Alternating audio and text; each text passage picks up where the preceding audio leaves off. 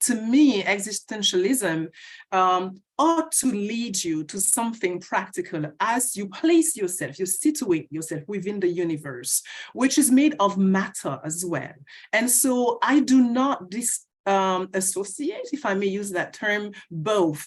And I would say that this is so because of the way I came to existentialism and what my subject matter is within existentialism. So I very much pay heed to the work of Africans in a certain location in the world has led to in terms of existentialist thinking and practice as well. So I think because of that, my approach to existentialism is very much anchored into praxis. How I came to existentialist questions, it's, well, so my encounter with history, led me there. And in particular, my encounter with the history of my own people, if I may say. See, the history of Africans forcefully taken from the African continent. So we're going to use the term African. I guess my ancestors would not call themselves Africans, but now that's the term that's consecrated. So for the sake of our discussion, let's use it.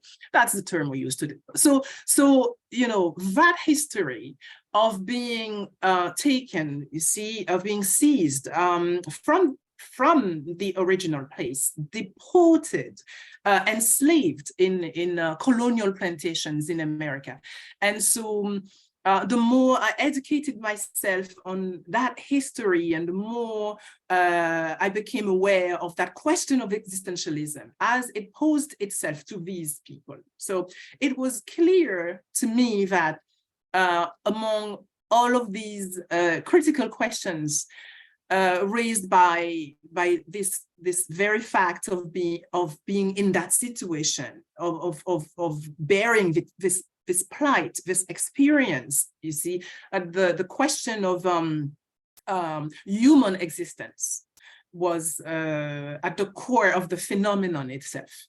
So see, the phenomenon of being seized, of being deported, of being enslaved, and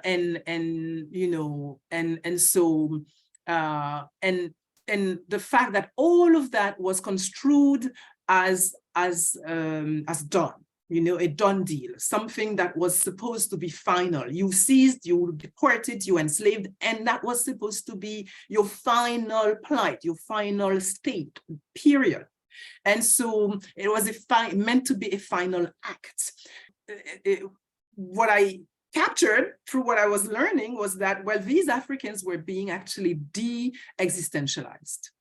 And so all what they had known, all what they had been, was to become either negatively other or squarely erased, squarely annulled. And so another thing was that, and enslavement, as I captured it through, learning, and I had to learn about it myself because I am French and I come from the French system, and that history is not taught at school. And it's not until I became a PhD candidate and I had to do my PhD that I realized that I needed to know that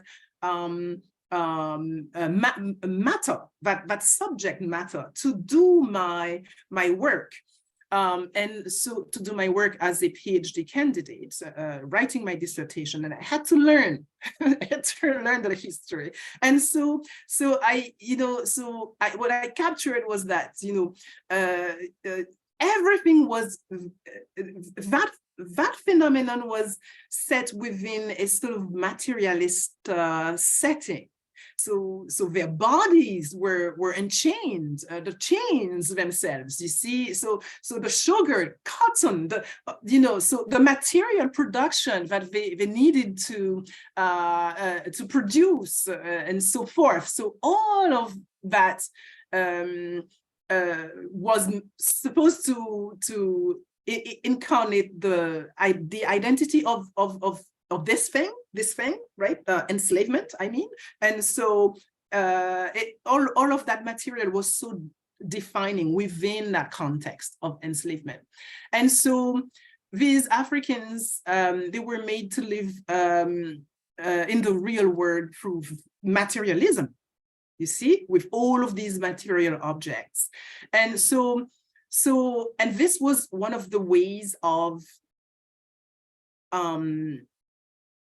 positing, you know, or asserting the existentialization. So that's how I understood that. So all of that was happening in the human world. That was another thing to me, like, okay. So you see, so that was within the terms and realm of humanity. So it was humans doing that to humans and privileging the inhuman side of humanity. And so you know, they were plunged in this sort of spiral, very much led by violence, you know, by this power dynamic that was so disbalanced.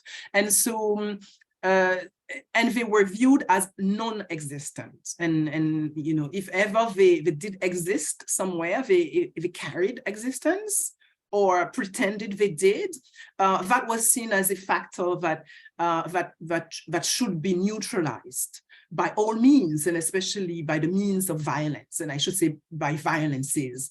And so they were in this context where, you know, the sense of responsibility the system wanted to impart upon them was one that told them that, or one that, you know, did not account for their well-being. Of course, this was enslavement, but that accounted only for the well-being or the interest of the system, or those who, the system that enslaved them, but of those who enslaved them. And so, and all of that worked as well to de-existentialize them. And so,